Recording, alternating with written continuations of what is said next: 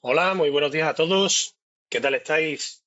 Muchísimas gracias por acudir hoy una vez más, como cada sesión de cada viernes, con este enfoque técnico, con esta serie de webinars recurrentes que hacemos para daros información sobre los aspectos técnicos, sobre todo relacionados con mejoras y nuevas funcionalidades que hemos sacado. Y bueno, mi nombre es, como siempre, un servidor, Juan Manuel Castaño. Para todo aquel que no me conozca, yo trabajo de Sales Engineer dentro de Huascar. En este caso, en esta ocasión, vamos a hablar de una temática relacionada con nuestro producto de Endpoint Security. En este caso, vamos a analizar dentro de la parte de Endpoint Security esa nueva release o esa nueva versión de Aether 17. ¿Qué significa esto de Aether? Para el que no lo conozca, simplemente es una forma que tenemos de denominar la consola que tenemos para desplegar, para configurar y para trabajar con la parte del endpoint.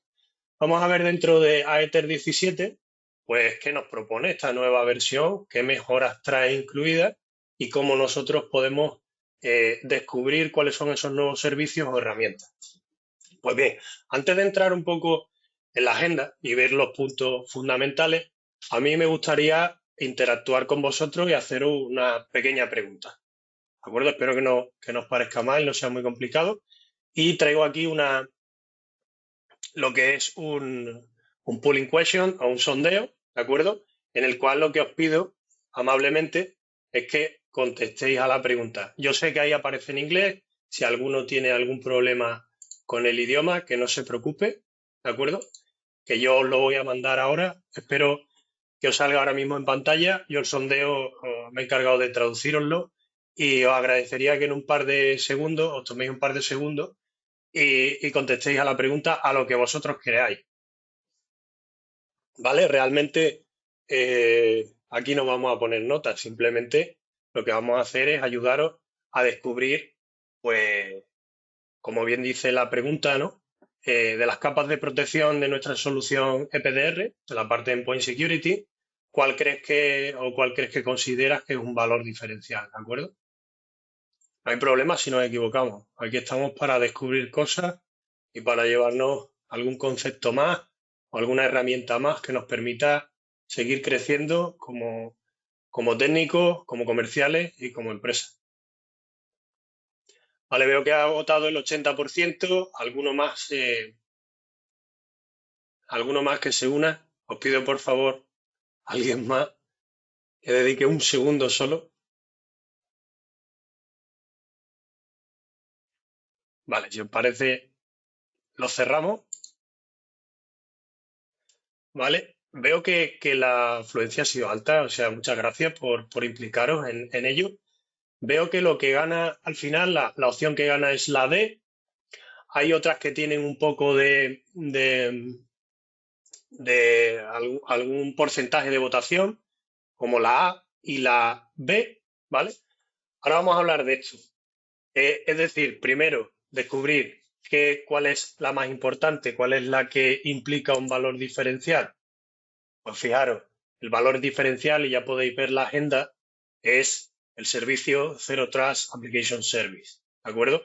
Dentro de la agenda, lo que vamos a analizar es cómo es este servicio, cómo se comporta, porque de hecho deberíamos saber que este es uno de los servicios clave que nos va a permitir a nosotros posicionar la solución de Endpoint Security, en este caso WASGAR EPDR, ¿de acuerdo? Y su homónimo, si alguno utiliza la parte de Panda, Adaptive Defense 360 sería lo mismo, aunque como sabéis ya existe una herramienta de migración que yo os aconsejo encarecidamente que lo hagáis porque es totalmente gratuito y transparente, ¿de acuerdo?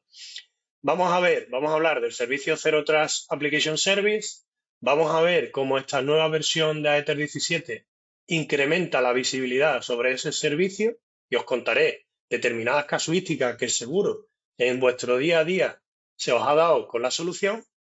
Vamos a ver qué otras funcionalidades destacables tiene esta nueva versión de la herramienta y posteriormente vamos a ir a la consola y vamos a ver los apartados directamente sobre esa eh, relación de mejora donde puedo encontrarlo. finalmente, y como es costumbre, pues queremos saber vuestra opinión, vuestras preguntas, vuestras consultas, vuestras dudas. ¿De acuerdo? Me paro un segundo y vuelvo atrás para explicaros dos cosas. Aquellos que habéis pinchado en las opciones de Vulnerability Assessment y Anti-Exploit Technology, ¿vale? Tanto Anti-Exploit Technology como Vulnerability Assessment son dos capas y no quiere decir que no sean importantes, ¿vale? Pero son más comunes a la hora de compararnos, ¿no?, con la competencia. La parte de Vulnerability Assessment, sabéis que no hace falta tener la parte de Patch Management para tener este apartado. Analiza, pues, de cara a la falta de parcheo del sistema operativo y te pone la superficie de exposición. Esto es un servicio totalmente gratuito y que viene con cualquier capa EDR, ¿de acuerdo? Y la parte anti-exploit, al final, es una capa bastante común porque los sistemas endpoint necesitan una capa que impida la explotación a nivel de malware o de exploit, ¿vale? Dentro de la parte de nuestros equipos. Es decir, tenemos que evitar esas técnicas que se utilizan con exploit peligrosos para explotar vulnerabilidades que sean capaces de hacerlo, ¿vale? Quedando ese servicio Zero Trust Application Service como la punta de lanza para posicionar la solución, ¿de acuerdo? Vamos a entrar en detalle. Vamos a hablar del Zero Trust Application Service. ¿Por qué este servicio es tan importante? ¿De qué se trata el servicio? ¿Qué es lo que hace? Explícame cómo funciona, ¿no? En principio, el servicio Zero Trust es algo que es Zero Trust Application Service, perdón, es un servicio que está basado al final en una estrategia de seguridad que es la de Zero Trust. ¿Qué significa esto?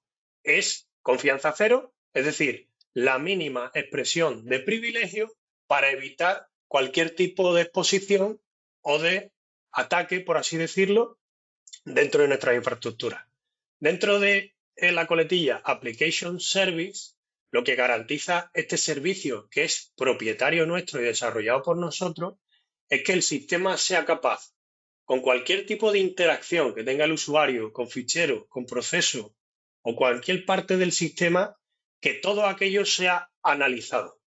Esa parte no va a ser analizada con lo que llamamos firma o heurístico. El heurístico, si alguno tiene alguna duda de qué significa, el heurístico son al final cálculos matemáticos que asemejan la morfología de un malware que no es conocido a lo que es una firma, ¿vale? Que sí es conocida.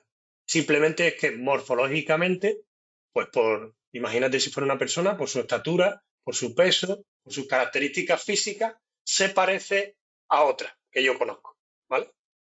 Pues eso es lo mismo. Entonces, dentro del servicio Zero Trust Application Service, lo que va a hacer este servicio es supervisar, analizar y clasificar cualquier tipo de acción que haga el usuario dentro del equipo y que ese proceso a priori va a desconfiar de él y va a tomar como que es desconocido. De modo que va a tomar una postura en la cual solo va a permitir aquello que haya supervisado, analizado y clasificado como, veis en la pantalla, como goodware. ¿De acuerdo? Hablamos de clasificación, hablamos de saber si algo es malware, es malo o es goodware. Sabéis que hoy en día el 80%, y yo me aventuraría a decir que se puede incrementar, aunque esto es un debate siempre bastante interesante, como cuál es el porcentaje de malware zero day, es decir, que se ha generado hoy, que es desconocido para todas las soluciones, entran en mi compañía o tengo la exposición a ese malware o es conocido y lo puedo parar con un antivirus tradicional de firma. Pues la verdad es que el porcentaje de zero day es muy elevado, sobre todo con la incorporación de la IA, pues ha sido un boom, ¿no? Y con el tema de el trabajo remoto, el teletrabajo, también fue otro boom, ¿no? Fueron dos puntos, dos cúspides, ¿no? Donde se incrementaron bastante eso. Con lo cual, esta capa lo que va a hacer es evitar que cualquier proceso, que cualquier acción dentro del equipo se desarrolle de forma habitual si el proceso no ha utilizado todas sus herramientas para hacer una analítica de ello y saber bajo un contexto ¿de acuerdo? Porque no lo conoce, lo que analiza es cuál es su comportamiento, si aquello puede ser sospechoso. Además, la herramienta lo hace en tiempo real, ¿de acuerdo? No se utiliza aquí una simulación o un sandboxing, no, lo hace en tiempo real. Si queréis saber cómo se desencadena el proceso, lo primero que debéis conocer es que el proceso es totalmente autónomo. Es decir, yo como administrador, como usuario, como cliente final de la solución, no tengo que supervisarlo. ¿De acuerdo? Funciona solo. ¿El proceso cómo funciona? Pues funciona por fase. El usuario ejecutaría, por ejemplo, un fichero, un software que se acaba de descargar de Internet. ¿De acuerdo? Eso es algo que viene externamente. La primera pauta de acción va a ser desconfiar de ello. Lo primero que vamos a hacer es tener una premisa de bloqueo. Es decir, lo primero que voy a hacer, si todavía no lo he analizado y lo acaba de ejecutar, esto lo voy a bloquear. ¿Vale? En ese primer impasse antes de que aquello arranque. ¿Quiere decir esto que cada proceso que arranque lo va a bloquear? No. De hecho, fijaros ahí en el paso 1 y 2 que existe una lista blanca, una lista negra. ¿Qué significa esto? Que hay inteligencia colectiva. Es decir, hay un montón de información de procesos a nivel mundial que se han clasificado en múltiples infraestructuras, del cual yo me nutro, porque el 70% de los procesos que yo pueda ejecutar en mi máquina ya están clasificados y son malos, y está en la lista negra, los bloqueo, y son buenos y los permito. ¿De acuerdo? Ahora bien, no está ni en uno ni en otro. ¿Qué hace el proceso? Pasa a nivel 3.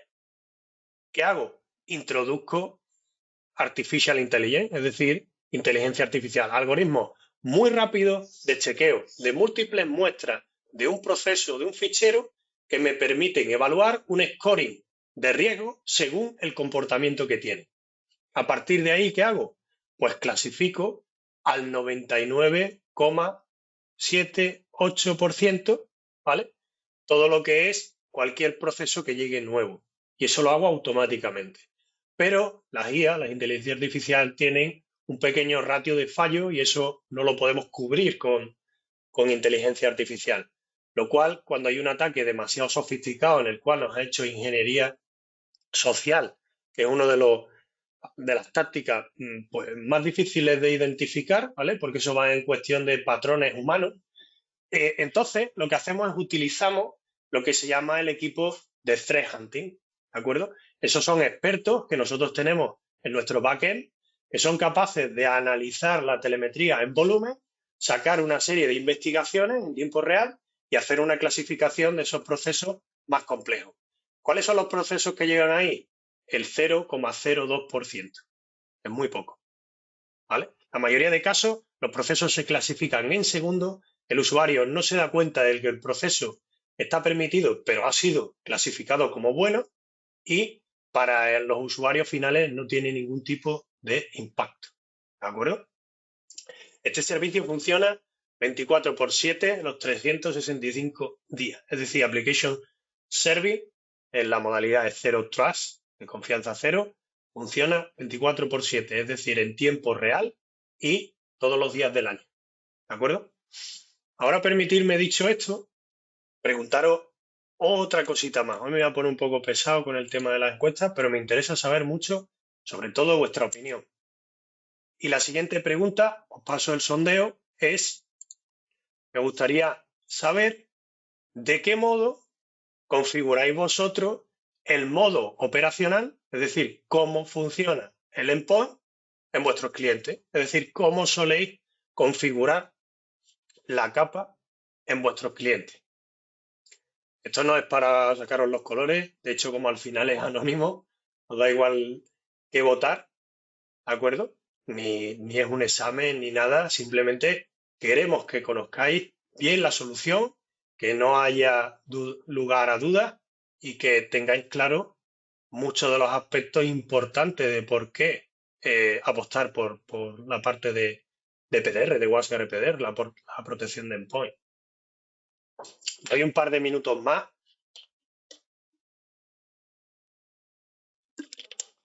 Perdón, decía minutos, segundos, disculpa. Me gusta mucho lo que veo. Vale, ahora ahí me vais a dar pie a comentar alguna cosita. Dejo un segundito más y cortamos. Vale. De nuevo, gracias por vuestra participación. Como decía, esto no es para poner a prueba a nadie, sino para darle un conocimiento más extensivo al mismo.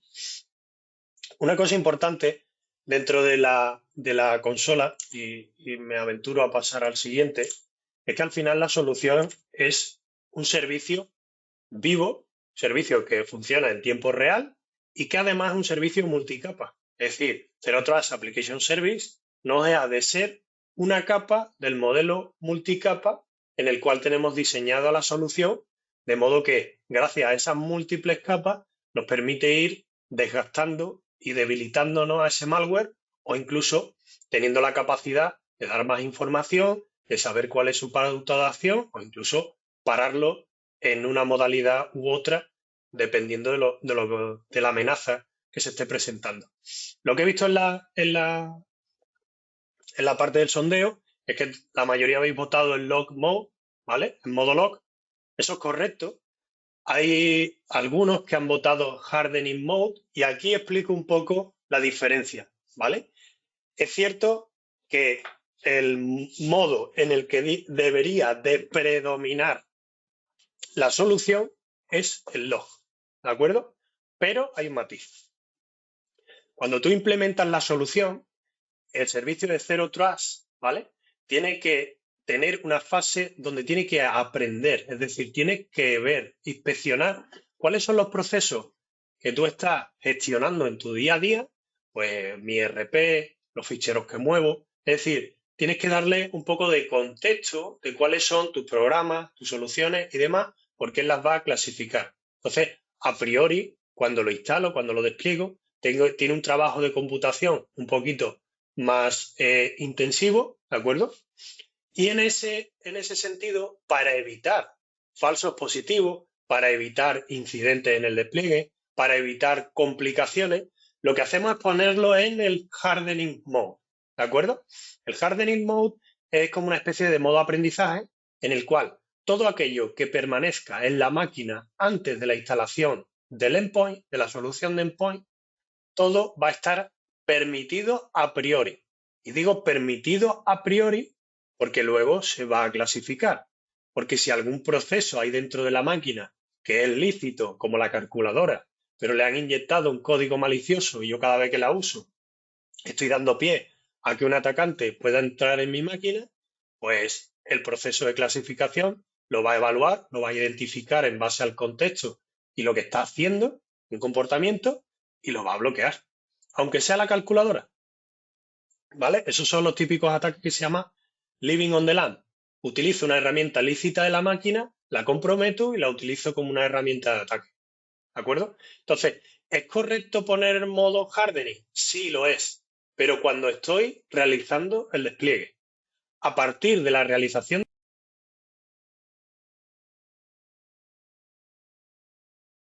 de semana, un par de días, una quincena, perdón, es tiempo suficiente, y todo va a ir en virtud del número de equipos que tenga, es suficiente como para que la herramienta ya tenga clasificado la mayoría de los procesos. ¿De acuerdo? A partir de ahí, ¿cómo debería establecer la protección? En modo log, ¿vale? Y esto es un consejo, pero debería ser algo mandatorio. La solución tiene que acabar en todos vuestros clientes configurada en modo log. Y os digo el por qué. Porque fijaros en esta estadística. Lo que nosotros hemos ido evaluando es que desde la incorporación del servicio Zero Trust Application Service hemos ido decrementando el número de clientes comprometidos con nuestra solución instalada. De hecho, en la mayoría de casos solo tenemos entre 0 y 1 de infecciones al mes. Si vosotros evaluáis la cantidad de clientes a nivel worldwide que podemos tener, es un porcentaje ridículo, no. Lo siguiente, ¿vale? ¿Y sabéis por qué viene la parte de esa infección o cero infecciones? ¿Vale? Quitemos de un lado malas configuraciones, fallos que no están de la mano del usuario, ¿vale? Fallos puntuales que han sucedido y bueno, hemos tenido algún tipo de percance adicional. La mayoría de ellos están relacionados con dejar puesto el modo hardening, ¿de acuerdo? Porque si nosotros nos descargamos algo, tenemos algo latente en la máquina y en un momento dado lo hemos desplegado el endpoint y eso estaba antes de que llegara, ¿qué creéis que va a pasar cuando yo lo ejecute la primera vez? En modo hardening, que lo va a permitir ejecutar. ¿Por qué? Porque es lo que hace el modo hardening, ¿de acuerdo? Por eso os decía que es tan importante a nivel de precisión y de que la solución se comporte como debe y nos ponga la mínima expresión o la mínima superficie de exposición o de ataque, debería de acabar la solución en lock mode. No es eficiente dejarlo en modo hardening. Pero me gusta mucho vuestra respuesta porque me ha dado pie a explicar esto para que tengáis claro cuáles son sus comportamientos. Y me alegra que nadie me haya dicho el audit mode, porque el audit mode normalmente lo utilizamos para una infraestructura donde estamos haciendo una demostración. ¿De acuerdo? También el de no sé de qué me hablas, porque sería raro que muchos de vosotros me contestarais esto cuando lleváis trabajando con la solución. Yo diría que incluso más que yo. Vamos a analizar cuáles son esas mejoras, ¿de acuerdo? Hemos hablado ya del servicio Zero Trust. Espero que alguno le haya descubierto alguna cosa nueva, muy interesante, que se pueda llevar hoy de aquí. Vamos a ver cuáles son esas nuevas funcionalidades, ¿de acuerdo? Fijaros qué cosa más interesante. Uno de los puntos, vamos a decir, no desfavorables, sino que suscitaban preguntas, dudas, ¿vale? Es ver un poco o tener más constancia de cómo es el proceso de clasificación o sea, el Zero Trust Application Service, ¿vale? ¿Cómo funciona? Como podéis observar ahí, lo que se ha hecho dentro del proceso es darle mayor visibilidad a este servicio. ¿Para qué? Para que una vez que surjan preguntas, dudas, pues incipientes que pueden surgir en cualquier infraestructura, pues que yo tengo claro cómo me tengo que comportar, cómo tengo que defender la solución y dónde puedo ir a ver el procedimiento. ¿De acuerdo? Entonces, a partir de aquí, tener en cuenta una cosa. El proceso de clasificación, una cosa que tenía es que no era capaz de dar los tiempos de clasificación o dentro del histórico de clasificación, yo no era capaz de ver cuánto tiempo ha tardado en clasificarse. De hecho, tampoco podía ver si se había bloqueado, si se había permitido y por qué razón. ¿De acuerdo? Y además, ver qué tipo de proceso se había clasificado, ¿vale? Y por qué método. ¿De acuerdo? Que eso también es importante. No sé si ahora mismo estáis viendo la pantalla. Sí. Justo en esta diapositiva podéis ver una cosa muy interesante justo debajo, ¿vale? Y es una cosa muy importante. Hay una cosa del proceso, ¿vale?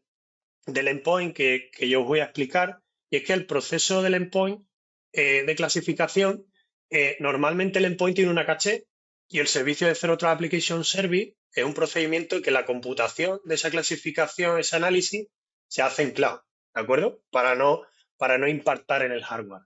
Seguro que muchos de vosotros habéis encontrado al instalar la solución a lo largo de vuestra carrera dos dispositivos que han ejecutado el mismo software, ¿de acuerdo? A uno le ha permitido ejecutarlo después de un segundo intento y el otro, por mucho que lo ejecute, sigue bloqueado. ¿Sabéis por qué? ¿Por qué? Porque tenemos el modo lock activado, ¿vale? Y seguramente, si nos fijamos en la conectividad que tengan esos dos dispositivos, uno de ellos tiene conectividad plena contra la cloud y el otro no tiene conectividad, la ha perdido parcialmente o completamente. ¿Qué hace el modo lock cuando no tiene conectividad y no puede evaluar el procedimiento con el proceso Zero Trust Application Service para el conocimiento colectivo y el resto de herramientas? De priori lo bloquea. ¿De acuerdo? ¿Qué le ha pasado al primer PC que ya lo ha podido ejecutar? Pues que ha subido el procedimiento arriba, ha dado los datos hacia la cloud porque tenía conectividad, se ha reclasificado, es decir, se ha analizado de nuevo, no en local, sino en la parte del procedimiento en cloud, y esto ha generado un nuevo conocimiento para la máquina que ha llegado a través de la conexión cloud y le ha dicho que eso es un goodware y que adelante que lo puede ejecutar. Ese conocimiento que le ha llegado lo guarda en una caché. Para ese conocimiento, cada vez que se consulta, lo primero que se consulta es la caché. ¿De acuerdo? ¿Qué le ha pasado al otro equipo? Que como no ha podido recibir esa información del proceso de reclasificación, ¿de acuerdo? Sigue bloqueado por seguridad. Y esta es la pauta más segura a nivel de acción. ¿De acuerdo? ¿Qué pasa en este sentido? Que ahora, gracias a la nueva versión, tenemos visibilidad de por qué ese usuario no puede ejecutar ese proceso y el otro sí. ¿Por qué? Porque el otro no se ha reclasificado en esa máquina, sigue tirando de la caché, sigue bloqueado. Tenemos que ver por qué ese equipo no se puede comunicar habitualmente o momentáneamente con ese equipo. Imaginaros que el procedimiento el proceso lo ejecuto en esa segunda máquina que ha recuperado la conectividad, ¿vale? Pero el usuario, como ya ha visto que no se puede ejecutar, pues lo deja ahí de lado. El administrador ya lo ha corregido, pero tiene tanta volumen de trabajo que al final no puede avisarlo con tiempo. Pues fijaros, ahí en esa slide veis que cuando el procedimiento se reclasifica arriba, manda un pop-up de aviso al usuario y le dice, oye, que ya lo puedes ejecutar, ¿eh? Que ya lo tienes disponible, ¿de acuerdo? Que ya he podido comprobar en la cloud y saber que se puede ejecutar, ¿de acuerdo? Aquí lo tienes, ejecútalo, mira, te doy las pistas de qué es, ¿de acuerdo? Y entonces te dice que el programa ya está disponible, ¿de acuerdo?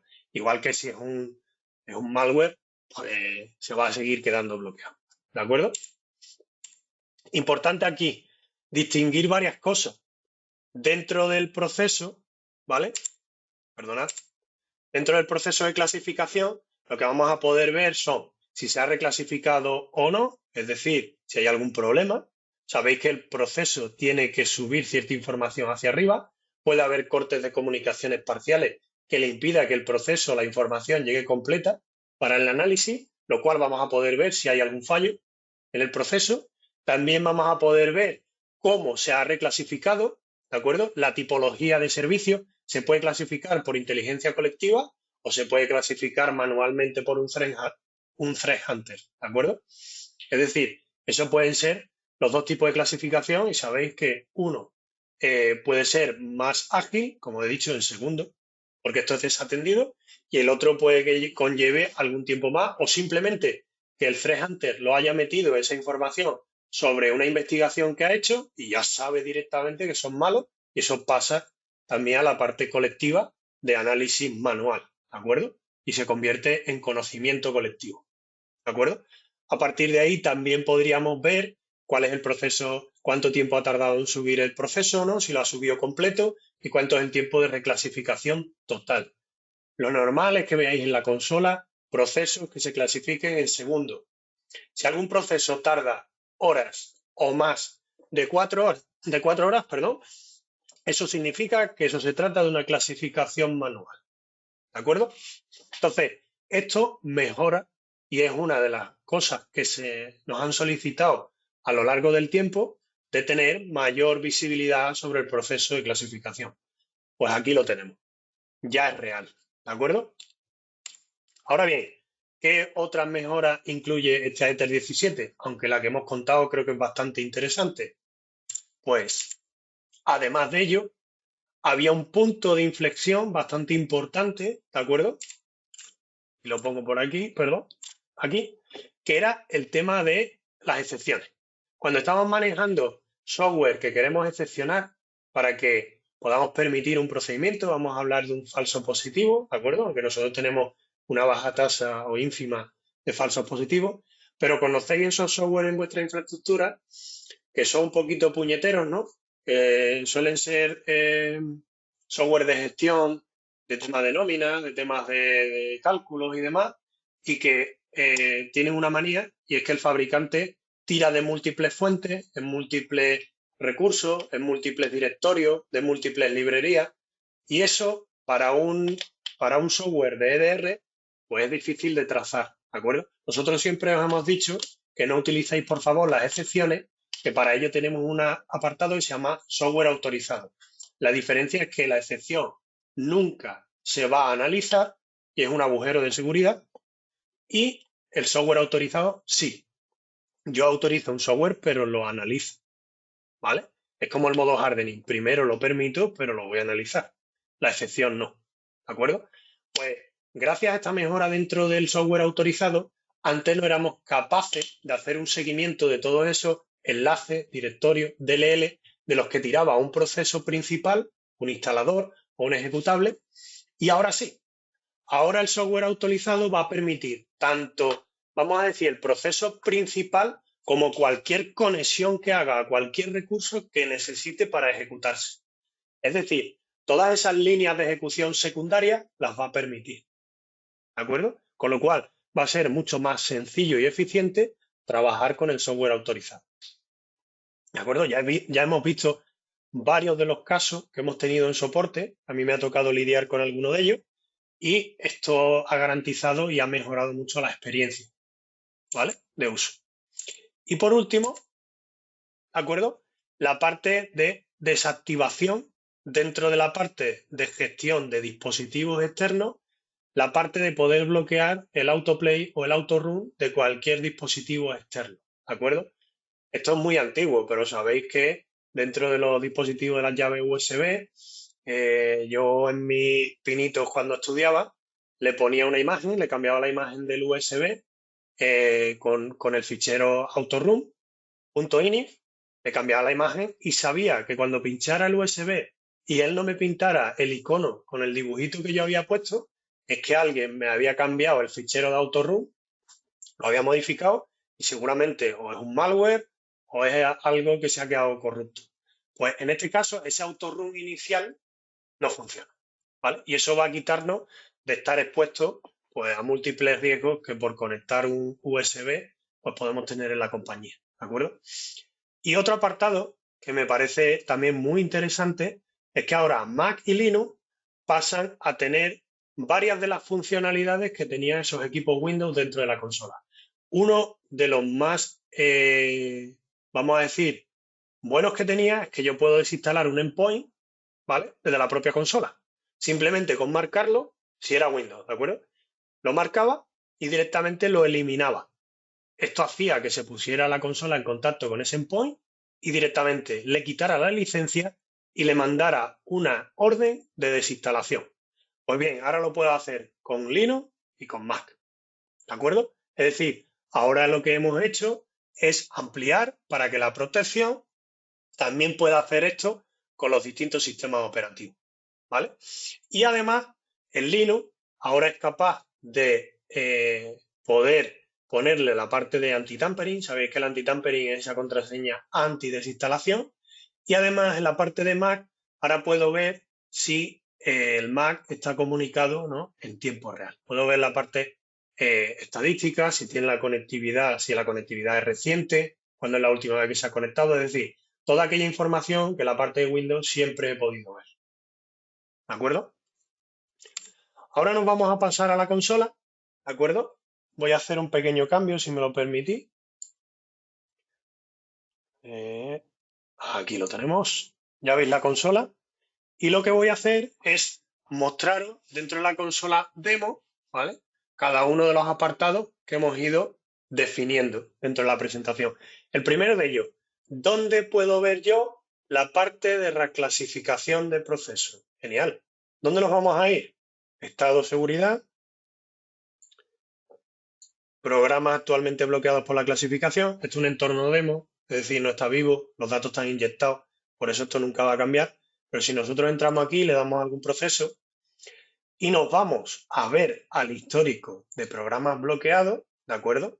Aquí podéis ver dentro del listado, no sé si lo pongo un poquito más pequeño, ahora lo agrando un poco, podéis ver que ahora hay dos acciones, dentro de acciones ahora hay cosas diferentes y dentro hay una nueva columna que dice tiempo de reclasificación, ¿de acuerdo? En el cual yo puedo ver cuándo el procedimiento se ha bloqueado, cuándo se ha reclasificado. De hecho, podemos tener dos líneas del mismo proceso, uno en el cual se ha reclasificado y se ha tenido como malware, y el otro es el propio bloqueo que la propia caché del equipo por no estar conectado tiene. ¿de acuerdo? Entonces, aquí veis los procesos de clasificación, incluso si se ha reclasificado pero ha dado un fallo, aquí tenéis el bloqueo de la máquina, ¿de acuerdo? Pero por un fallo de conectividad, es decir, este tipo de proceso no ha llegado realmente a subirse del todo o ha dado algún tipo de problema, ¿de acuerdo? Si nosotros pinchamos aquí en el proceso de reclasificación, vamos a ver, por ejemplo, que este proceso ha sido más tedioso, ¿de acuerdo? Esto es un ejemplo para que lo veáis, esto no va a ser un, vamos a decirle que no va a ser lo común, y que se ha llevado más de 4 horas. Aquí podéis ver cuándo ha sido el inicio de la reclasificación, ¿de acuerdo? Cuándo se ha completado y cómo se ha hecho. Aquí podéis ver que ha sido clasificado por técnico de laboratorio, ¿de acuerdo? Lo que yo os decía antes. Si nos vamos a otro proceso, y podemos buscar por aquí otro, vamos a verlo. A ver si puedo encontrar otro. Este de aquí, este creo que le he dado. Vale. Eh, uno, dos. Este de aquí también. Este de aquí, a ver, por ejemplo. No. Eh, vale.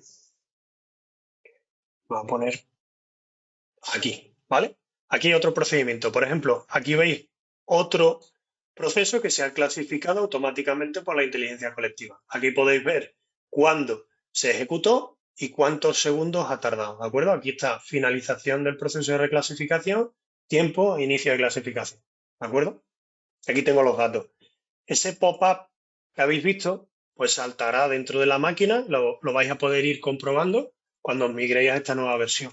¿De acuerdo? Ahora, vamos a la parte, por ejemplo, del software autorizado. Para ello nos vamos a la parte de configuración, nos vamos a la parte de software autorizado, ¿de acuerdo? Y aquí hay poco en realidad que identificar porque no hay una pestaña como tal, pero si yo creara un perfil, le diera autorizar, ¿de acuerdo? En el momento que yo interpongo aquí información sobre el software, además sabéis que estos son condicionales, ¿vale? Que conforme más información ponga son un OR, quiere decir que identifica mejor el software que estoy intentando autorizar, ¿de acuerdo? Y todo el sistema, el comportamiento del sistema que yo os he comentado antes lo hace automáticamente. Yo no me tengo que preocupar, ¿de acuerdo? Pero esto para que veáis. Y luego, dentro de la parte del perfil de estaciones y servidores, si le doy a cualquier información y me voy al control de dispositivo, ¿de acuerdo? Aquí, a ver, aquí tengo el check, si queréis lo pongo un poquito más grande, para poder desactivarle la parte extraíble a los dispositivos, ¿de acuerdo? Extraíble no, perdón, autoarrancable. ¿Qué más? Pues dentro de este perfil, ¿vale? Como he dicho antes, perdón, dentro de la configuración hay un apartado, perdón que me he equivocado de sitio, en la parte de ajustes por equipo, que es la parte del anti-tampering, ¿vale? Que ahora no solo cuando lo apliquemos, ¿de acuerdo? A cualquier equipo o a cualquier, vamos a decir, carpeta o grupo, sino que además de Windows vamos a poder seleccionar los Linux, añadirlos, ¿vale? Y el anti-tampering va a funcionar en los dos casos, ¿de acuerdo? Y además, lo que decía antes, nosotros nos vamos a poder ir al apartado equipos, ¿de acuerdo? Y yo antes para borrar un Windows o al eliminarlo de la consola, pinchaba aquí, le daba los tres puntitos, perdón, estaba buscando eliminar y no lo veía. Le daba aquí a la opción de eliminar, ¿vale? Aquí te daba la opción de borrar el contenido del equipo y tal. Yo puedo aquí ya darle la opción de desinstalar el agente, le doy a eliminar y esto se va a encargar de mandarle una orden. Ya me lo ha quitado de lo que es el conjunto de equipos, me lo ha quitado de la parte de licenciamiento y le va a mandar una orden para que este equipo le quite la parte del antivirus, ¿vale? O la parte del EPDR. ¿Qué puedo hacer ahora? Que ahora lo puedo hacer con Linux y con Mac, ¿de acuerdo? ¿Me puedo desinstalar el agente? Pues directamente ya lo puedo eliminar, ¿de acuerdo? De este modo, todas esas funcionalidades estarían disponibles y son al final mejoras que nos permitirán hacer una mejor gestión de los endpoints.